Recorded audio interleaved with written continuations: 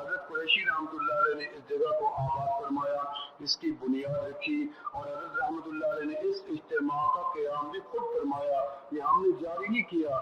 البتہ فرق یہ ہے کہ حضرت رحمۃ اللہ علیہ نے اس اجتماع کا نام عرس شریف رکھا ہوا تھا کہ یہ عرس ہے، اللہ والوں کا عرس ہے، اس میں خیرات ہوتی ہے، فقیر جمع ہوتے ہیں اور اللہ اللہ کی آوازیں اور صدائیں لگتی ہیں۔ لیکن حضرت مولانا عبدالغفور عباسی مدنی رحمۃ اللہ علیہ جب سن 68 میں یہاں تشریف لائے پہلی مرتبہ مدینہ طیبہ سے، تو حضرت نے آ کے فرمایا کہ اب جو عرس ہیں اس کے اندر میلے کا تصور آ گیا ہے، اس میں گانے بجانے اور خرافات شامل ہو گئے ہیں، لہذا ہمارا جو اصلی طریقہ تھا عرس منعقد کرنے کا اس کی پہچان تھوڑی مشکل ہوتی جا رہی ہے، اس لیے ہم اب اس لفظ کو تبدیل کرتے ہیں، اس کو اللہ والوں کا اجتماع کہتے ہیں، یعنی اجتماع صوفیہ کرام، یہ حضرت نے اس کا نام رکھا اور اس کو بدل دیا۔ وہ علماء کہتے ہیں کہ اجتماع کی ضرورت تو ہوتی نہیں ہے کیونکہ جمعہ کا اجتماع ہی کافی ہوتا ہے، پھر عید کا اجتماع بھی کافی ہوتا ہے، اور پھر حج کا بڑا اجتماع ہوتا ہے وہ بھی کافی ہوتا ہے، لیکن ہماری جو بدعمالی کا زور پڑ گیا ہے، تو ہمارے اوپر نفس و شیطان کا حملہ بڑھتا جا رہا ہے، تو ہمارے صوفیاء کرام نے پھر اس کو گاہے بگاہے اس کو منعقد کرنے کا اہتمام کیا ہے۔ تو میں درخواست کروں گا حضرت ڈاکٹر غلام مصطفیٰ صاحب رحمۃ اللہ علیہ کے جانشین حضرت مولانا صاحبزادہ ڈاکٹر حافظ منیر احمد خان صاحب سے کہ وہ بھی تشریف لے آئیں اور ان کو جو حضرات ہیں لے کے آئیں اسٹیج کے اوپر، اور حضرت مولانا محبوب الحسن ڈاکٹر محبوب الحسن صاحب واسطی وہ بھی جہاں تشریف فرماؤ وہ بھی آگے تشریف لے کے آئیں، اور حضرت مولانا امیر حلوی صاحب جن کا کل بھی تعارف کرایا تھا وہ بھی ہمارے ان کے خلفاء میں سے ہیں، اور وہ بھی جدھر ہوں وہ بھی آگے تشریف لے آئیں، اور ہمارے والد صاحب رحمۃ اللہ علیہ سے مجاز حضرت حاجی محمد خالد صاحب خان گڑھ والے وہ بھی جہاں تشریف ہوں، ان سے بھی میری گزارش ہے کہ وہ بھی آگے تشریف لے کے آئیں، کیونکہ وقت بالکل محدود ہوتا جا رہا ہے، گزارش ہے کہ وہ اسٹیج پہ تشریف لے کے آئیں۔ تو میرے دوستو ابھی ہم نے یہاں سے جانا ہے تو ہم نے 7 اعضاء کا احتیاط کرنا ہے۔ 7 اعضاء ہیں، یعنی پہلا عضو آنکھ ہے، یہ گناہ بھی کرتی ہے اور نیکی بھی کرتی ہے۔ جب اس آنکھ سے ہم قرآن کو دیکھتے ہیں تو یہ نیکی ہے، جب اس آنکھ سے ہم کعبے کو دیکھتے ہیں تو یہ نیکی ہے، جب اس آنکھ سے ہم والدین کو دیکھتے ہیں تو یہ بھی نیکی ہے، جب اس آنکھ سے ہم محبت سے کسی مسلمان کو دیکھتے ہیں، انسان کو دیکھتے ہیں تو یہ بھی نیکی ہے۔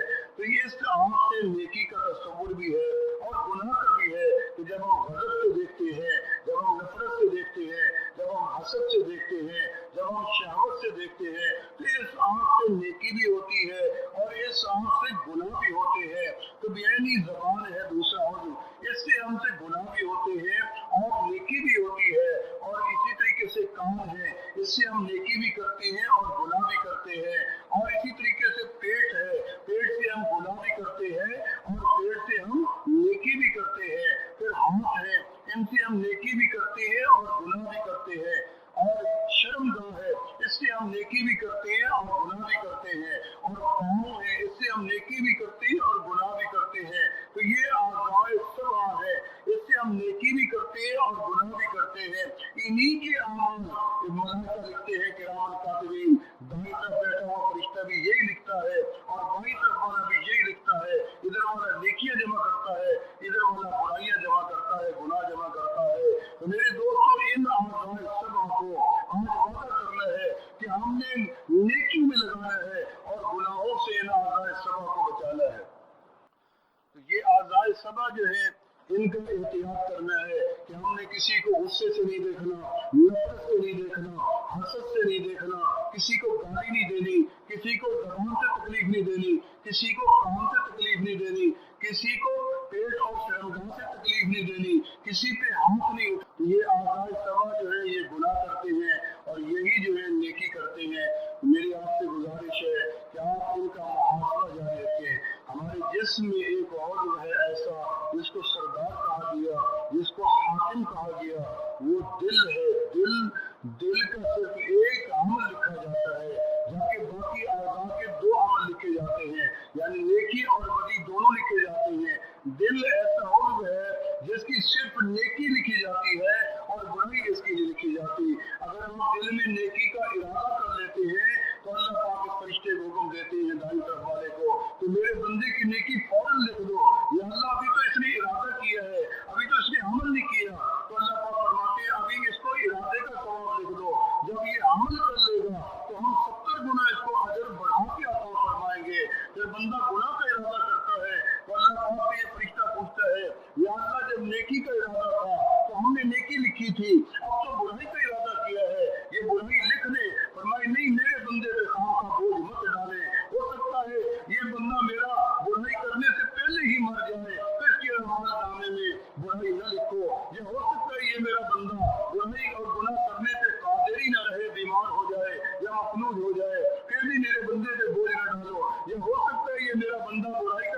ही तर्क कर दे तो मेरे बंदे पे बोझ न डालो। जब ये बंदा बुराई का इरादा तर्क करता है तो अल्लाह पाक से फरिश्ता पूछता है या अल्लाह इस बंदे ने बुराई का इरादा तर्क किया, अल्लाह पाक फरमाते हैं इसको नेकी लिख दो। तो इसलिए हमने आज इस मजमे में तौबा करनी है और इस्तिग़फ़ार करना है, हर गुनाह की तौबा करनी है, तजदीद ईमान करनी है हमने। तो बहुत से लोग ऐसे हैं जो बुजुर्गों से बैत हैं और जमात में यहाँ आए हैं, और बहुत से ऐसे हैं जो किसी से भी बैत नहीं है और मौका नहीं मिलता कि लोग चले जाते हैं, बैत नहीं हो सकते हैं। तो हमारे कुछ हज़रात का ये मशवरा हुआ है कि वो हज़रात जो बैत लेना चाहते हैं नक्शबंदी सिलसिले की रौज़ा रसूलुल्लाह सल्लल्लाहु अलैहि वसल्लम तक निस्बत पहुँचाने की, तो वो कलिमात पढ़ेंगे, उनको बैत मिल जाएगी। और जो पहले से बैत है वो सिर्फ कलिमात पढ़ ले ताकि तजदीद ईमान हो जाएगी और हमारी तौबा अल्लाह रब्बुल आलमीन के यहाँ चली जाएगी। और ऐसे इज्तिमाई तौबा में इंशाअल्लाह ताला अल्लाह पाक जरूर माफ फरमा देंगे।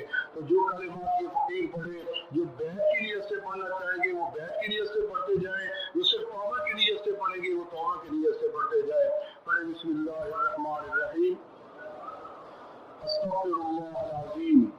मस्तूरात भी पढ़ती जाए, मस्तूरात भी सुन रही है, काफ़ी तादाद में अल्हम्दुलिल्लाह मस्तूरात आई हैं, उनसे भी यही गुजारिश है कि वो भी कलिमात पढ़ती जाए। बिस्मिल्लाहिर्रहमानिर्रहीम, अस्तग़फिरुल्लाहल अज़ीम, अस्तग़फिरुल्लाहल अज़ीम, अस्तग़फिरुल्लाह तआला रब्बी मिन कुल्लि ज़ंबिन व अतूबु इलैहि, आमनतु बिल्लाहि व मलाइकतिहि व कुतुबिहि व रुसुलिहि वल यौमिल आखिर वल क़दरि खैरिहि व शर्रिहि मिनल्लाहि तआला वल बासी बादल मौत। या अल्लाह मेरी तौबा है शिर्क से, कुफ्र से, बिदअत से, चोरी से, झूठ से, ज़िना से, ग़ीबत से, हर गुनाह से। या अल्लाह मेरी तौबा कबूल फरमा। अशहदु अल्ला इलाहा इल्लल्लाह वहदहु ला शरीक लहू व अशहदु अन्न मुहम्मदन अब्दुहु व रसूलुहु। बस भी आपको मुबारक हो, आपने और हमने मिल के तौबा की है और हमारा रूठा रब हमसे राजी हो गया है। बस इतनी देर लगी है अल्लाह को मनाने में, थोड़ी सी देर लगी है मुख्तसर से कलिमात से कि इतनी बड़ी ज़ात को हमने मना लिया है। हमारी तौबा में देर थी, अल्लाह की बख्शिश में देर नहीं थी, हमारे सवाल में देर थी, रब की आता में तो देर ही नहीं थी। इसलिए हमारा गुमान यही है कि अल्लाह पाक ने फरमाया अना इंद ज़न्नि अब्दी बी, मैं अपने बंदे के गुमान के मुताबिक फैसले देता हूँ। हमारा यही गुमान है कि आज इतनी बड़े इज्तिमा में हमने अल्लाह से तौबा की है, अपने तमाम सगाइर से तौबा की है, कबाइर से तौबा की है, आलानिया गुनाहों से तौबा की है और मख्फी गुनाहों से तौबा की है और दिन रात के गुनाहों से तौबा की है, हाथ कान पाँव के और तमाम जिस्म के आज़ा के गुनाहों से तौबा की है। तो अल्लाह पाक ने हमें आज माफ फरमा दिया है। तो भाई फिर इस गंदे रास्ते पे कदम नहीं रखना, फिर इस वहशतनाक खतरनाक रास्ते की तरफ देखना भी नहीं है, क्योंकि ये तो खतरनाक वाला रास्ता है, सांप और बिच्छू वाला रास्ता है। ये तो वो रास्ता है जिसमें जहन्नम का गड़ा है, जिसके अंदर अल्लाह की नाराज़गी मौजूद है। हम तो सिरात मुस्तकीम के तालिब हैं। याद रखो, रास्ता तब्दील नहीं करना, रास्ता हमारा सिरात मुस्तकीम है। अगर हमने रास्ता तब्दील किया तो हमारी तो मंजिल तब्दील हो जाएगी।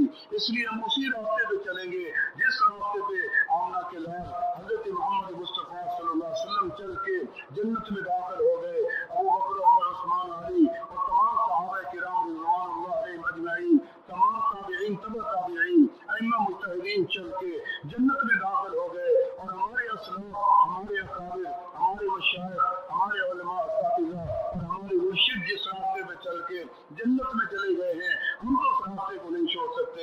हम तो उसी रास्ते पे जाएंगे, तब जाकर उसी मंजिल पे पहुंचेंगे जहाँ बहारें लगी हैं, जहाँ औलिया अल्लाह का दीदार होगा, जहाँ नबी इस्लाम की जमात का दीदार होगा, जहाँ अल्लाह के हबीब का दीदार होगा। लिहाजा आज के बाद इस गंदे रास्ते पे नहीं चलना, वही रास्ता है। इस रास्ते में तकलीफें जरूर हैं, इस रास्ते में परेशानियां भी जरूर हैं, इस रास्ते में गम भी जरूर है, इस रास्ते में दिक्कतें भी हैं, आज़माइशें भी हैं और मुसीबतें भी हैं, लेकिन मोमिन घबराता नहीं है, वो दिमाग मुंतशिर नहीं करता। ये नहीं कहता कि सारे जमाने की परेशानियां मुझे अकेले को क्यों लगी खड़ी हैं और बंदों को क्यों नहीं है। ये अल्लाह तेरे दर्जात बुलंद करना चाहता है।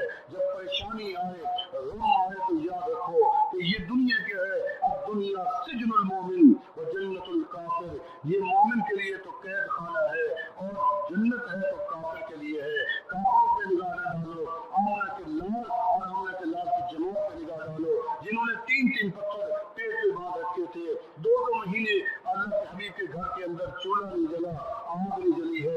हम तो उस नबी के उम्मती हैं, लिहाजा हम उसी